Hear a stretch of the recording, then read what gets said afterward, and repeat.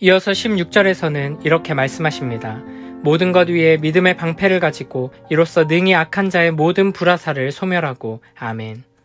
하나님의 전신갑주의 네 번째 장비는 방패입니다. 의의 호심경이 우리의 심장, 곧 우리의 영적인 정체성을 지켜주지만 전투에서 다른 여러 공격에 대한 방어구도 필요합니다. 그래서 진리의 허리띠, 의의 흉배, 복음의 신을 신어야 하고 이어서 믿음의 방패를 들어야 하는 것입니다. 고대 로마 군인들은 전신을 보호하기 위해 직사각형 모양의 큰 방패를 들었습니다. 이 방패는 길이가 1m가 넘어가고 두께가 손바닥 넓이 정도 되는 것으로 두꺼운 나무판 2개를 붙여 만들었으며 위아래 부분을 쇠로 보강한 형태였습니다. 그리고 방패의 겉면에는 천을 씌우고 그 위에 송아지 가죽을 덮었는데 천과 가죽에 물을 적셔 적의 불화살을 막아내도록 했습니다. 그리스도의 군사들이 취해야 할 방패는 바로 믿음입니다. 믿음은 의심이 생기고 낙담될 때 하나님의 약속을 붙들게 하고 유혹을 당할 때 하나님의 능력을 의지하게 합니다. 우리가 방패로 삼아야 하는 믿음은 복음을 통해 나타난 하나님의 사랑과 능력을 전적으로 신뢰하는 것입니다. 특히 악한 영들과 싸우면서 하나님의 능력을 굳게 의지하고 그분이 영적 전투에서 보호해 주실 것을 확신하는 것입니다. 베드로전서 5장 8절 9절에서는 이렇게 말씀하십니다. 근신하라 깨어라 너희 대적 마귀가 우는 사자같이 두루다니며 삼킬 자를 찾나니 너희는 믿음을 굳건하게 하여 그를 대적하라. 이는 세상에 있는 너희 형제들도 동일한 고난을 당하는 줄을 알미라. 아멘. 사단은 적극적으로 우리를 해치기 위해 치명적인 무기를 가지고 끝없이 공격합니다. 우리가 싸움을 포기한다고 해서 공격을 멈추지 않습니다. 그러므로 우리는 믿음을 굳건하게 하여 마귀를 대적해야 합니다. 16절에서는 이 믿음의 방패가 악한 자의 모든 불화살을 소멸한다고 말합니다. 당시 전쟁에서는 건물이나 구조물들을 공격하기 위해서는 불화살을 사용했고 병사들을 향해서는 주로 독화살을 사용했습니다. 그러므로 여기서 말하는 불화살은 실제로 불을 붙여 쏘는 화살뿐 아니라 화살촉에 독을 묻혀 쏘는 독화살을 의미하기도 하는 것입니다. 화살촉에 독이 묻어 있으면 아주 작은 상처에도 온몸에 독이 퍼져 치명적인 결과를 가져올 수 있습니다. 이처럼 악한 원수 마귀는 죄의 유혹과 시험, 의심, 절망, 거짓된 가르침 등을 동원하여 교회와 성도를 맹렬하게 공격합니다. 로마서 4장 20절에서는 이렇게 말씀하십니다. 믿음이 없어 하나님의 약속을 의심하지 않고 믿음으로 견고하여져서 하나님께 영광을 돌리며. 아멘. 마귀는 우리 안에 계속해서 의심을 불어넣습니다. 이를 대비해 우리는 항상 믿음의 방패를 들어야 할 것입니다. 디모데전서 4장 1절에서는 이렇게 말씀하십니다. 그러나 성령이 밝히 말씀하시기를 후일에 어떤 사람들이 믿음에서 떠나 미혹하는 영과 귀신의 가르침을 따르리라 하셨으니. 아멘. 여기서 후일은 지금 우리가 사는 이 시대를 말한다고 할 수 있습니다.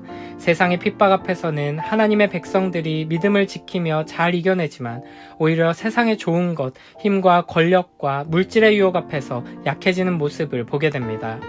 이렇게 마귀는 쉴 새 없이 우리를 향해 치명적인 독이 묻은 화살들을 쏩니다. 언제 어디서 어떻게 날아올지 알 수 없을 만큼 공격은 계속됩니다. 그러므로 우리는 항상 믿음의 방패를 들어야 합니다. 로마 군인들은 크고 무겁고 넓은 방패를 이용해서 사방에서 날아오는 화살을 막아낼 수 있었습니다.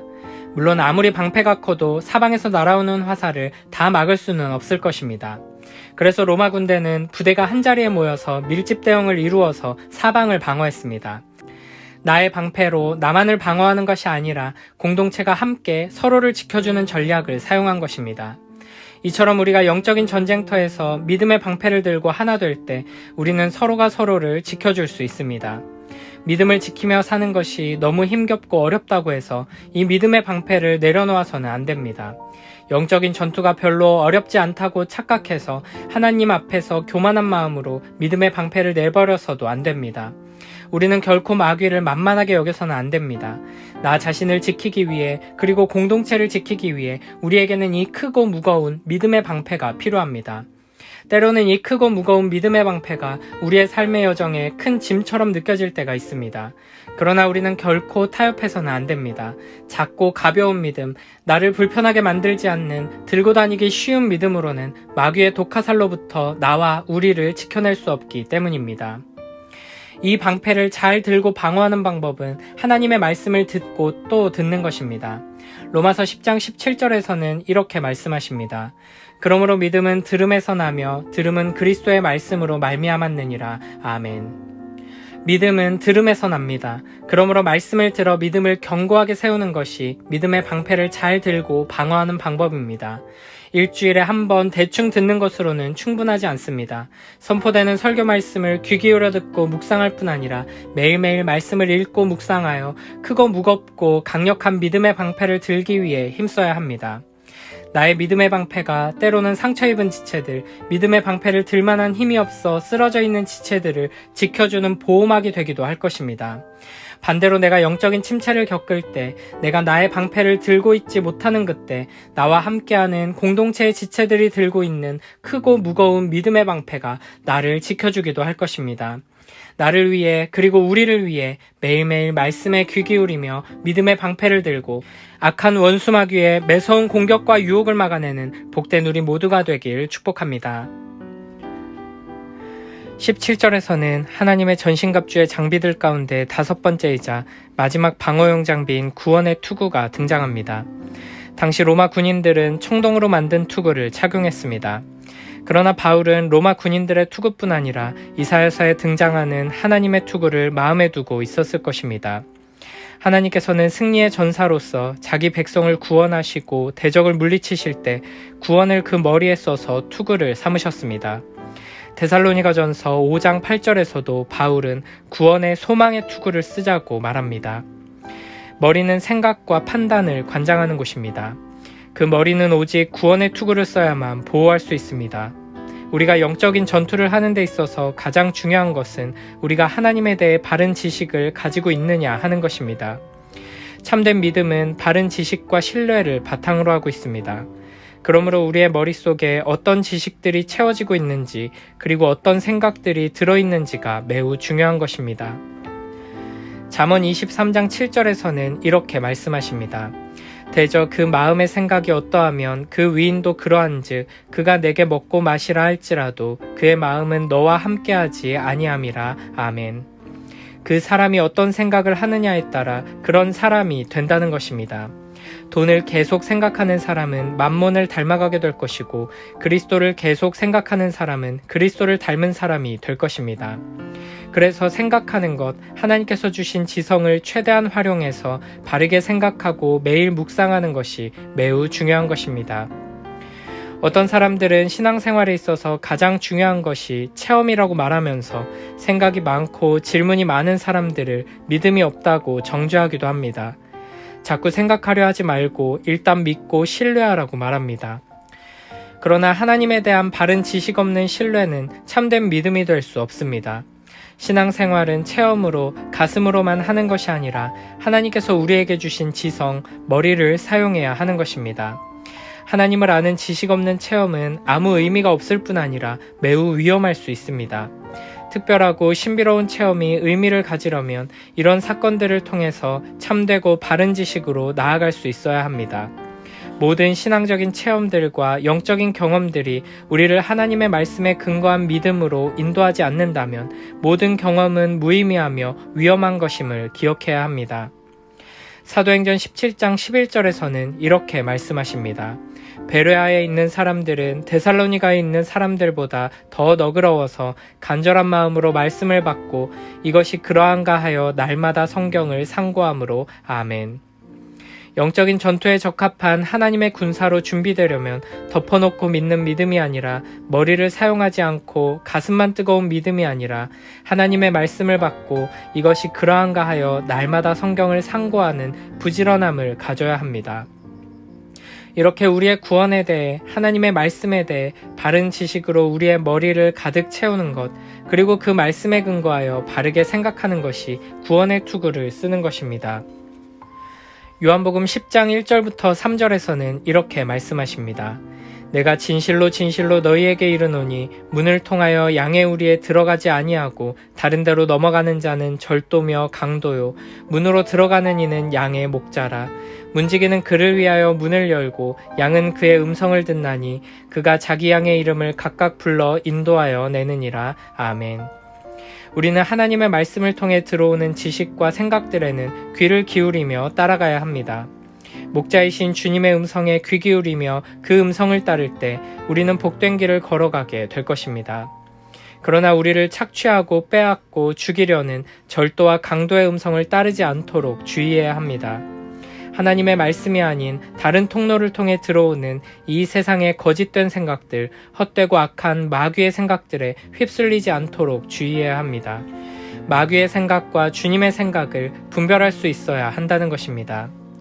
특별히 우리의 구원에 대해 잘못된 가르침들을 분별해야 합니다. 많은 이들이 한번 구원받았으면 아무리 죄를 지어도 상관없다는 잘못된 믿음에 빠지곤 합니다. 그러나 빌립보서 2장 12절에서는 이렇게 말씀하십니다. 그러므로 나의 사랑하는 자들아, 너희가 나 있을 때뿐 아니라 더욱 지금 나 없을 때에도 항상 복종하여 두렵고 떨림으로 너희 구원을 이루라. 아멘. 우리는 구원이 은혜로 주어진 것에 감사하며 한 번 받은 구원은 결코 취소되지 않는다는 확신이 있어야 합니다. 하지만 동시에 그 구원의 은혜 앞에서 거룩하지 않은 내 모습을 보며 항상 그 앞에 애통하며 눈물로 서야 합니다. 항상 주님 앞에 회개하는 자로 서야 하는 것입니다. 자격 없는 우리에게 구원을 선물로 주심에 감사드리며 감사하는 마음으로 날마다 거룩해지기 위해 힘쓰고 분투해야 하는 것입니다. 이렇게 우리의 구원에 대해 잘못된 생각을 집어넣어 우리를 넘어뜨리려 하는 악한 원수 마귀의 공격을 방어하기 위해서는 우리는 구원의 투구를 써야 합니다. 이미 받은 구원에 대한 은혜만 강조할 것이 아니라 우리가 이루어야 하는 구원에 대해서도 놓치지 말아야 하는 것입니다. 이런 식으로 우리 안에 하나님께서 주시는 생각이 아니라 이 세상이 주는 생각이 가득 찰 때, 하나님을 의심하게 만들고 오해하게 만드는 잘못된 지식들이 들어올 때 우리는 이 세상을 신뢰하거나 나 자신에게 질문할 것이 아니라 하나님의 말씀으로 돌아가야 합니다. 이 세상에서 성공하고 많은 사람들에게 인정받는 것이 중요하다고 말하는 세상의 메시지 앞에서 예수 그리스도께서 이루신 의로 말미암아 우리를 의롭다 하시는 하나님의 음성에 귀 기울이며 영원한 보화로 가득한 하나님 나라를 바라봐야 합니다. 하나님께서 나를 떠나신 것 같은 마음이 들 때에는 항상 우리와 함께하겠다 약속하신 그 말씀을 붙들고 의지해야 합니다. 때로는 우리에게 하나님의 말씀으로 포장되어 들려오는 잘못된 메시지들이 있을 수 있습니다. 심지어는 설교라는 이름으로 선포되는 말씀이 하나님의 음성이 아니라 강도의 음성일 경우도 있습니다. 그러므로 우리는 항상 바른 분별력을 가지고 메시지를 들어야 할 것입니다. 기본적으로 그 메시지가 우리를 어디로 인도하느냐를 살펴봄으로써 그 메시지가 하나님의 것인지 마귀의 것인지 분별할 수 있습니다. 하나님의 음성은 때로는 우리의 마음을 불편하게 하고 우리를 아프게 하고 죽을 만큼 고통스럽게 만들기도 합니다. 그러나 결국에는 우리를 하나님을 사랑하고 이웃을 사랑하는 곳으로 인도합니다. 그러나 마귀의 음성은 우리가 듣고 싶었던 달콤한 말을 들려주고 우리에게 참으로 유익한 것처럼 보이지만 결국에는 나 자신을 사랑하고 내 욕심을 채우는 곳으로 우리를 끌고 갑니다. 그러므로 우리는 귀에 들리는 모든 소리들을 다 듣고 따를 것이 아니라 성경에 근거하여 주님의 음성인지 아닌지를 바르게 분별할 수 있어야 할 것입니다. 우리는 영적인 전투를 위해 구원의 투구를 써야 합니다. 참되고 바른 지식으로 우리를 채우고 하나님의 말씀에 근거한 바른 생각들로 채워야 하는 것입니다. 요한계시록 2장 5절에서 주님께서는 첫사랑을 잃어버린 에베소 교회를 향해 이렇게 말씀하십니다. 그러므로 어디서 떨어졌는지를 생각하고 회개하여 처음 행위를 가지라. 만일 그리하지 아니하고 회개하지 아니하면 내가 내게 가서 내 촛대를 그 자리에서 옮기리라. 아멘. 우리는 처음 사랑을 어디서 잃어버렸는가 하는 것을 생각하며 우리가 처음 은혜 받은 자리로 되돌아가기 위해 힘써야 합니다. 하나님께서 우리 주 예수 그리스도께서 우리를 어떻게 사랑하셨는가 하는 것을 기억하고 되새김질해야 합니다. 그리고 교만한 마음, 메마른 마음을 회개해야 합니다. 그렇게 할 때 성령께서 우리를 다시 뜨겁게 만드실 것입니다. 우리가 어떻게 구원받았는지, 우리가 받은 은혜가 어떠한지, 하나님께서 어떤 사랑을 베풀어 주셨는지를 계속 기억하고 생각하기 위해 하나님의 말씀을 매일 묵상하고 그 은혜에 감사하는 복된 우리 모두가 되길 축복합니다. 우리가 써야 할 구원의 투구는 이미 받은 구원에 대한 것뿐 아니라 장차 얻게 될 미래적인 구원에 관한 것이기도 합니다. 그래서 데살로니가전서 5장 8절에서는 구원의 소망의 투구라고 표현했던 것입니다. 우리의 머릿속은 미래에 반드시 임할 구원에 대한 소망으로 항상 가득 채워져 있어야 합니다. 매일매일의 삶 속에서 우리 주님께서 다시 오셔서 이 모든 것을 회복하실 것임을, 모든 싸움을 다 싸운 후에 주님 품에 안겨 참된 안식을 누리게 될 것임을 기억하고 소망해야 합니다. 다시 오실 예수 그리스도를 기다리는 재림신앙, 우리에게 이미 주어진 영원한 하나님 나라를 바라보는 천국 소망으로 무장해야 하는 것입니다. 로마서 8장 18절에서는 이렇게 말씀하십니다. 생각하건대 현재의 고난은 장차 우리에게 나타날 영광과 비교할 수 없도다. 아멘.